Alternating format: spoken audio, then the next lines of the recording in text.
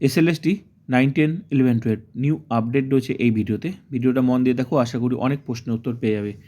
এই মুহূর্তে সবচেয়ে গুরুত্বপূর্ণ আপডেট হলো মেডিকেল টেস্ট, যেটা 9, 10, 11, 12 সবাইকেই করতে লাগবে চাকরি বাঁচানোর জন্য। তো এবারে তোমাদের কী মেডিকেল টেস্ট করতে হবে সেই তালিকাটা আমি তোমাদের সামনে তুলে ধরছি। তো চলো দেখে নেওয়া যাক ভিডিওটা। অবশ্যই শেয়ার করবে বন্ধুদেরকে।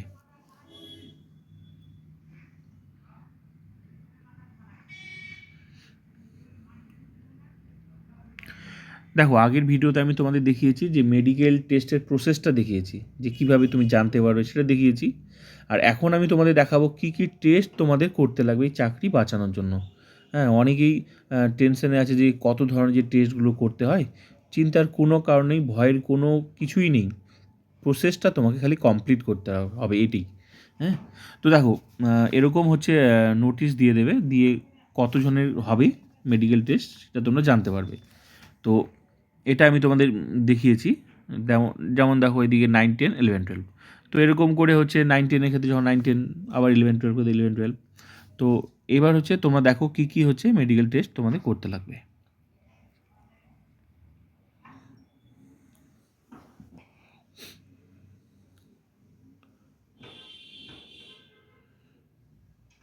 দেখো, তুমি এগুলো ভালো ভালো বুঝবে না, বা আমিও বুঝবো না, তুমিও। এগুলো তো অ্যাকচুয়ালি ডাক্তারের ব্যাপার।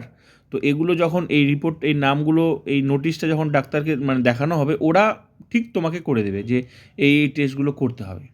তো আমাদের এখন এগুলো অত বোঝার দরকার নেই, জাস্ট শুধু নামগুলো জানো যে কী টেস্ট তোমাদের করতে লাগবে। যেমন হচ্ছে তোমার রিপোর্ট কী আছে, রিপোর্ট অফ এক্স রে চেস্টের কিছু আমরা বুঝি, অবশ্যই সবাই বুঝি, আবার কিছু বুঝবো না, এগুলো ডাক্তারি ব্যাপার আছে। যেমন report of X ray chest, PA view মানে কি জানি না, ঠিক আছে, উইথ প্লেস, এটা একটা তোমাদের করতে লাগবে। 11, 12কেও করতে লাগবে, প্লাস 9, 10কেও করতে লাগবে। তারপর কি routine examination of স্টুল, urine, albumin, SG, এগুলো করতে লাগবে 2 নম্বর। 3 নম্বর কি, blood for TC, DC, ESR, HB%, blood sugar, এই বিষয়গুলো তোমাকে রিপোর্ট লাগবে। এই বিষয়গুলো মানে যেরকম বলবে সেরকমই, এগুলো 2016তেও করিয়েছে, স্কুল শিক্ষকদের এগুলোই লাগে, ঠিক আছে। এবারও তাই, নোটিশ যখন দেবে কম বেশি হয়তো কমতে পারে। হ্যাঁ, নতুন কম চান্সই আছে অ্যাড হওয়ার, হলেও হতে পারে, কিন্তু এগুলোই লাগে। নেক্সট কি, blood for TC, DC, ESR, HB%, blood sugar, এগুলো লাগে। তারপর কি, রিফ্র্যাকশন রিপোর্ট অফ বোথ আইস, গুরুত্বপূর্ণ এই চোখের, ঠিক আছে, রিফ্র্যাকশন রিপোর্ট অফ বোথ আইস। তারপর কি, ইসিজি। ব্যাস, এই যে এগুলোই হচ্ছে ইম্পর্টেন্ট, যেগুলো স্কুল শিক্ষকদের কিন্তু এবারে তোমাদের 11, 12কেও করতে লাগবে, আর 9, 10-এ চাকরি যারা পাবে তাদেরকেও করতে লাগবে। তো এগুলোই হচ্ছে ইম্পর্টেন্ট পার্ট। 2016তেও করিয়েছে, এবারও তাই। তো বাকিগুলো চালান যখন টেস্ট হবে তখন একটা চালান কাটতে লাগে, ওটা তো ওগুলো ওর তো নোটিশে লেখাই থাকবে। যে টেস্ট যেগুলো করতে হবে ইম্পর্টেন্ট হচ্ছে কী টেস্ট করতে হবে, এই ভিডিওতে আমি তোমাদের ডিটেলসে দেখিয়ে দিলাম কী টেস্ট তোমাদের করতে লাগবে। তো চিন্তার কোনো কারণেই, শুধু কি প্রসেসটা কমপ্লিট করতে লাগবে। আর এগুলো নিয়ে অত মাথা ঘামানো দরকার না, এগুলো ডাক্তাররা ঠিক জানে যে কোনটার মানে কী। তো সময় আসলে যখন তোমাদের নোটিশ দেবে বা তখন ঠিক বুঝতে পারবে, ঠিক আছে।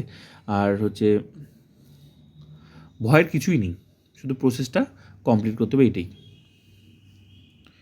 আর একটা জিনিস কথা বলছি যে এই যে রিপোর্টগুলো না, এই রিপোর্টগুলো হচ্ছে তুমি যদি সরকারি হসপিটাল থেকে করো তাহলে তোমার অতটা ঝামেলা নেই। মানে একটা তো সরকারি জায়গা থেকে করবা, আবার সরকারি ডিপার্টমেন্টে তোমার জমা নেবে।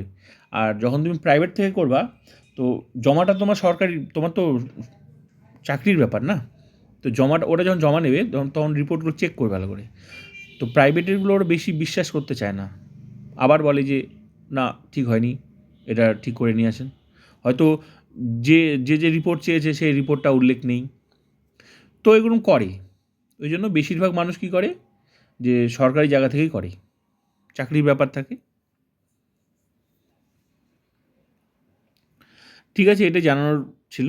সবাইকে শেয়ার করে দেবে তোমরা আর লাইক করবে।